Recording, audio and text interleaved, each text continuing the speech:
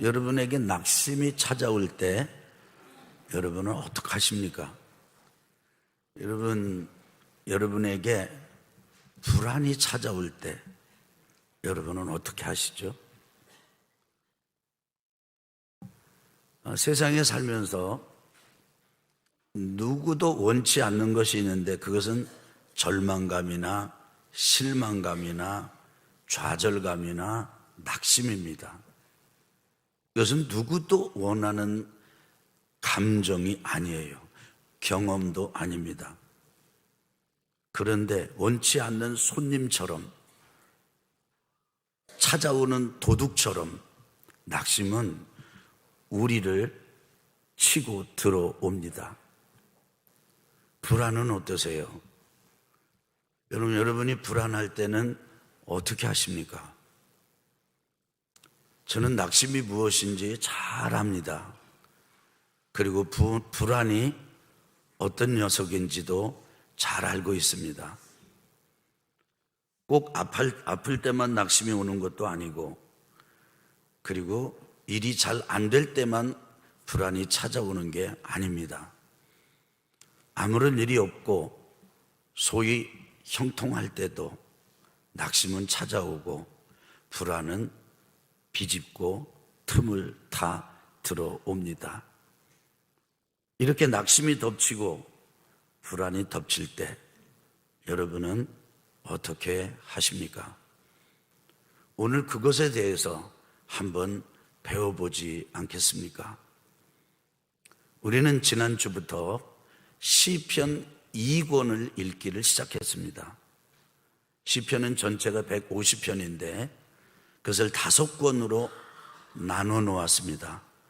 1권, 1편부터 41편까지가 시편 1권입니다. 2권은 시편 42편부터 72편까지 31편의 시가 2권에 해당이 됩니다. 오늘 성경을 봉독한 분이 잘 읽어주신 이 말씀은 시편 2권의 첫 번째 시입니다. 42편 1절로부터 5절.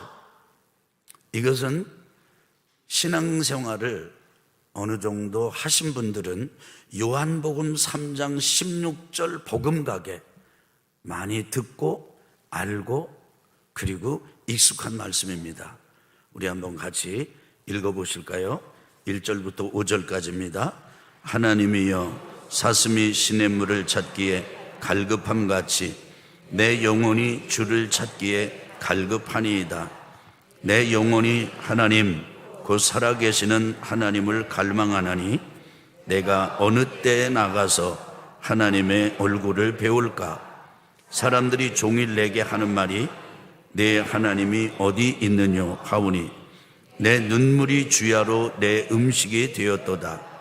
내가 전에 성의를 지키는 무리와 동행하여 기쁨과 감사의 소리를 내며 그들을 하나님의 집으로 인도하였더니 이제 이 일을 기억하고 내 마음이 상하는도다. 내 영혼아 내가 어찌하여 낙심하며 어찌하여 내 속에 불안해하는가? 너는 하나님께 소망을 두라. 그가 나타나 도우심으로 말미암아 내가 여전히 찬송하리로다. 아멘. 우리 아멘 3번 합시다. 아멘, 아멘, 아멘. 시편 2권의 31편의 시 중에서 다윗이 쓴 시가 가장 많습니다. 그리고 두 번째로는 오늘 이 시편 42편을 쓴 고라 자손이 쓴 시가 그중 많습니다. 고라 자손은 특별한 역사적 경험을 가지고 있습니다. 그것은 고라가 레위의 손자인데 모세의 사촌인데 그만 모세와 가까운 인척이다 보니까 친척이다 보니까 모세에게 너무 격이 없이 허물 없이 접근을 하다가 넘어서는 안 될 선을 넘고 말았습니다. 그것은 모세를 향해서 대적하는 거예요. 얼마나 지독하게 대적을 했는지 모세가 하나님 앞에 나아가 기도했을 때 하나님은 이스라엘 백성들에게 확실히 내가 살아있다, 내가 이 백성들은 통치한다, 내가 이 백성들은 다스린다, 내가 이 백성들은 이끈다, 내가 이 백성들을 모세를 통해서 이끌어 가고 있다라고 하는 사실을 사람들에게 보여주기를 작정하셨습니다. 그리고 모세를 통해서 사람들을 불러 모으고 공식적인 공개적인 자리에서 그렇게 모세를 향해서 반역하던 고라의 동료들, 함께하는 족장들, 가족들을 땅에 파묻어 버리셨습니다. 그때 땅에 묻혀 죽은 숫자가 250명입니다. 그와 연관해서 전염병이 도는 바람에 그렇게 죽은 사람들이 또 14,700명입니다. 기가 막힌 일이 벌어진 거죠. 여러분, 여러분과 저의 조상 중에 이렇게 하나님께 반역을 하고 하나님 앞에 지은 죄가 큰 분들이 있었다면은 그 후손들이 어떻게 살았겠습니까? 고라 자손은 바로 그런 역사적 경험을 가지고 이렇게 삶을 영위해 가는 그 고라의 후손들입니다. 기가 막힌 것은 가족들이 다 죽었는데 고라의 아들들 중에 안 죽은 사람이 있어요. 아버지의 반역에 동참하지 않은 겁니다. 그리고는 그 후손들을 이룬 사람들이에요. 이 사람들이 영적 반전을 경험하는데 그것은 바로 충성스러운 하나님의 일꾼으로 거듭난 것입니다. 오늘 여기 이런 고라 자손들이 지은 시가 계속 나오는데 그 첫 번째 시 중에서 이 42편 1절 5절 전반부를 보면은 시편 42편은 별명이 있습니다. 별명이 뭐냐면 마스길입니다. 한번 해봅시다. 마스길. 이 마스길이라는 말은 교훈시라는 거예요. 교훈을 주는 노래, 교훈을 주는 시라는 뜻이죠. 이것이 노래가 되고 합창이 되고 지휘자와 인도자를 따라서 함께 부르는 노래, 그렇지만은 교훈을 주는 노래. 우리 찬송 중에도 보면은 몇 가지 이 분류를 하면은 이렇게 분류할 수 있거든요. 하나님을 찬양하는 시가 있습니다. 찬양이 있어요. 두 번째로는 하나님이 하신 일을 찬양하는 찬양이 있습니다. 세 번째로는 하나님께서 하신 그 일로 인해서 받은 은혜를 간증하고 고백하며 부르는 간증 찬양이 있습니다. 우리 찬송가 600곡이 넘는 700여 곡이 되는 우리 찬송가도 나누면 그 세 곡 중에 세 부류 중에 하나예요. 그런데 여기 시편 42편은 이 고라 자손이 신앙생활을 하면서 이런 반전을 이루는 영적 생활을 이어가면서 어찌된 연고인지 이전에 신앙생활하던 성전을 멀리 떠나서 아주 영적으로 곤고한 지경에 떨어졌습니다. 그래서 시편 42편을 해석하는 분들은 뭐라고 해석을 하느냐면 바로 이스라엘 백성들이 망해가지고 바벨론의 포로가 되었을 때 그 포로지에서 바벨론에서 부른 고라 자손의 노래다, 이렇게 해석을 하고 있습니다. 그때 이 고라 자손이 경험한 게 뭐냐면 낙심이고 불안이에요. 이 사람들은 자기 자신을 향해서 이렇게 말합니다. 한번 따라서 해보실까요? 내 영혼아, 네가 어찌하여 낙심하며 어찌하여 내 속에서 불안해하는가? 이거 얼마나 자기가 이게 낙심이 들고 불안에 시달렸으면 자기 자신을 향해서 도대체 너 왜 그렇게 낙심하는 거지? 와, 너 왜 내 속에 그렇게 불안이 가득하고 불안에 시달리는 거야? 이렇게 자기가 자신에게 질문을 던지고 묻고 있는 거예요. 그런데 진짜 교훈이 되는 것은 이런 낙심과 불안 속에서 이 고라 자손들은 극복하고 이겨나가기를 첫째 하나님을 찾았습니다. 누구를 찾았어요? 하나님을 찾았습니다. 근데 어느 정도 찾았느냐? 보니까 1절 우리 한번 읽어봅시다. 자, 시작. 하나님이여 사슴이 시냇물을 찾기에 갈급함같이 내 영혼이 주를 찾기에 갈급하니이다. 2절 한번 더 읽어보실까요? 내 영혼이 하나님 곧 살아계신 하나님을 갈망하나니 내가 어느 때에 나아가서 하나님의 얼굴을 배울까? 사슴이 시냇물을 찾는 것처럼 갈증이, 갈급함이 있는데, 하나님을 향한 강렬한 갈망이 있는데, 그것은 하나님을 찾는 갈망입니다. 여러분 그렇게 하나님을 찾으시나요? 이것을 솔로몬은 잠언에서 은을 구하듯이, 금을 찾듯이, 소위 세상에서 재물을 찾듯이, 돈을 벌려고 애를 쓰듯이 내가 지혜를 구해라. 여러분 궁극적인 지혜의 그 뿌리가 무엇입니까? 하나님 아니겠어요? 하나님을 찾는데 이렇게 짐승의 헐떡임 같은 갈급함, 갈망, 은과 금을 찾는 것과 같은 이런 아주 간절한 바람으로 하나님을 찾아라. 그렇게 가르쳐주고 있습니다. 저는 여러분 낙심과 불안이 올 때 이게 제일 하기 힘든 거거든요.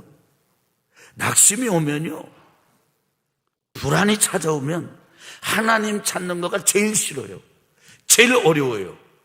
그런데 이 고라 자손은 그럴 때 하나님을 찾아요. 이런 하나님께 대한 갈망이 여러분에게 있습니까? 어느 분이 목사님을 찾아와서 물었습니다. 목사님, 저는 성령 충만을 그렇게 구했는데도 저에게는 방언의 은사도 없고요, 신유의 은사도 없고요, 저는 아무것도 없어요. 저는 성령님이 저한테 오지 않으셨어요. 너무 실망했습니다. 어떻게 하면 좋습니까? 목사님이 그 교인에게 묻습니다. 얼마 동안 그렇게 성령을 구하셨습니까? 너무 오래돼가지고 기간을 카운트할 수가 없습니다. 아, 그렇군요. 그렇다면 성도님에게는 이미 성령께서 오셨습니다. 이분이 무슨 말인지 몰라가지고 성령님이 아니시면 성도님 안에 그런 갈망은 일어나지 않습니다. 성도님에게 그런 갈망이 있다는 것 자체가 하나님의 영이 임하셨다는 증거입니다. 그런데 성령께서 정말 눈을 열어주시고 마음을 열어주셔서 그 성도님이 그 목사님의 그런 권면과 답 앞에 깨달았어요. 아, 그렇구나. 내게 이미 성령께서 임하셨구나. 다른 사람과는 다를지 몰라도 성령께서 내게 임하셨기에 내 속에 이런 갈망이 있구나 라고 하는 것을 깨우쳤다고 합니다. 성도 여러분, 낙심 천만할 때, 불안이 파도처럼 우리를 뒤덮을 때 하나님을 찾읍시다. 두 번째로는 성전을 지켰습니다. 여러분, 이 고라 자손이 맡은 직분이요, 성전 문지기였어요. 성전 문지기는 그냥 문만 열고 닫는 게 아닙니다. 바로 성전 관리를 전부 해야 됐습니다. 이런 점에서 저는 여러분에게 예배당 건물이 교회가 아니라는 점은 이미 수차례 말씀을 드렸고요. 그렇기 때문에 이 예배당의 건물이 아니다, 다시 한번 강조할 필요가 없을 것 같아요. 그러나 여러분과 제가 하나님을 갈망하고 찾으면서 늘 모여 예배드리던 그 예배 처소를 찾고, 그리고 그곳에 머물면서 그곳을 소중히 여기면서 하나님을 갈망하는 것, 이것은 너무나 귀한 일입니다. 저는 두 가지를 합니다. 제 속에 낙심이 오고 불안이 오면요, 저는 밤에 예배당을 와요. 예배당을 와서 제가 하는 일이 예배당 여기를 빙빙 도는 일을 해요.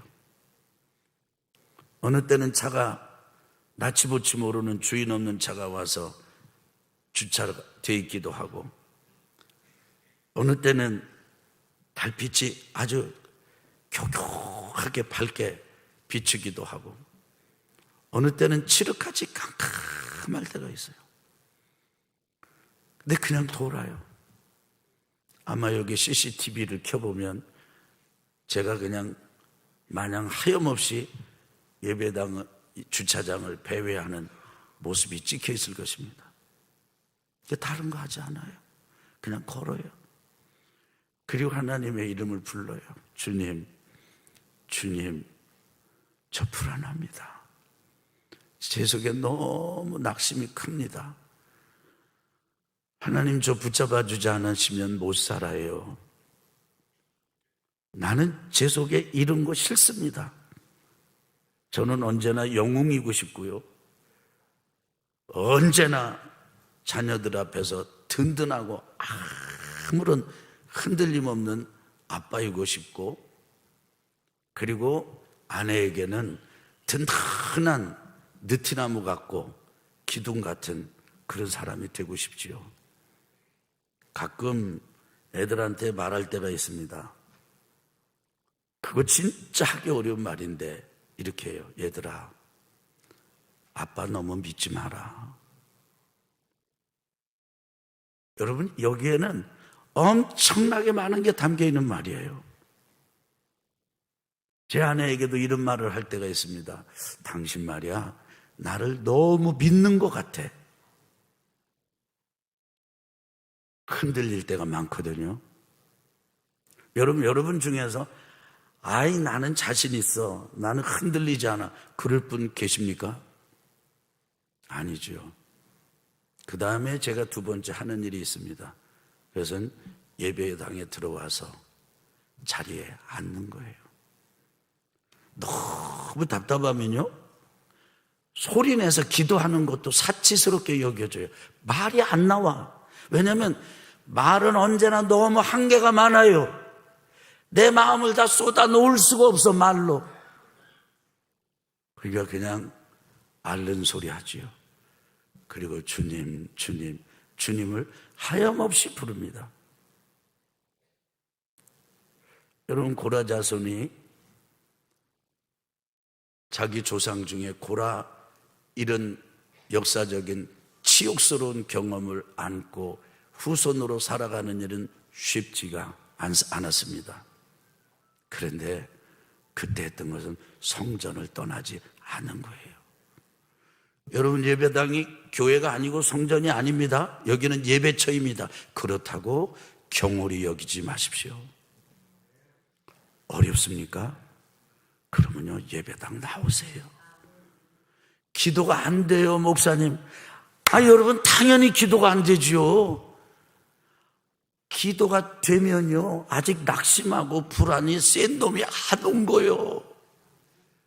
이 낙심, 불안이 센 놈이 오면요, 말을 못해요, 말을. 한숨밖에 안 나와요. 그래도 따라합시다. 하나님은 그 한숨을 들으신다. 한번, 하나님은 그 한숨을 통역해서 이해하신다. 할렐루야. 그리고 세 번째는 이 고라 자손이 찬송한 거예요. 이 찬송 시를 지었잖아요. 알고 봤더니 고라 자손이 찬양대원이더라고요. 근데 여기 찬양대원들 잘 들으세요. 주일마다 이렇게 나와서 영광 돌리는 찬양도 했어요. 이 찬양대는. 근데 여기 찬양대는 보통 찬양대가 아니에요. 전쟁이 벌어지면요, 매일이래네. 맨 앞에 나가서 싸우는 게 찬양대예요. 근데 찬양대가 싸우는 방법은 총칼 드는 게 아니라 찬양하는 거예요. 큰 소리로 찬양하는 거예요. 아니, 상대방은 지금 말 타고 칼 차고 막 죽이려고 오는데 찬양대가 나가서 찬양 불러. 세상에 이런 엉뚱한 일이 어디 있어요? 큰일 날 일이지. 당장 그냥 가슴으로 비수가 꽂혀드는 것 같이. 그래도 하나님을 찬양하는 거예요. 따라합시다. 이게 찬양이다. 그래서 낙심과 불안이 찾아올 때 따라합시다. 하나님을 찾읍시다. 예배당을 찾읍시다. 찬양합시다. 그러면요, 그 위기는 반드시 여러분과 제가 영적 성장의 기회로 바뀌게 될 것을 확신합니다. 승리하시길 주의 이름으로 축원합니다.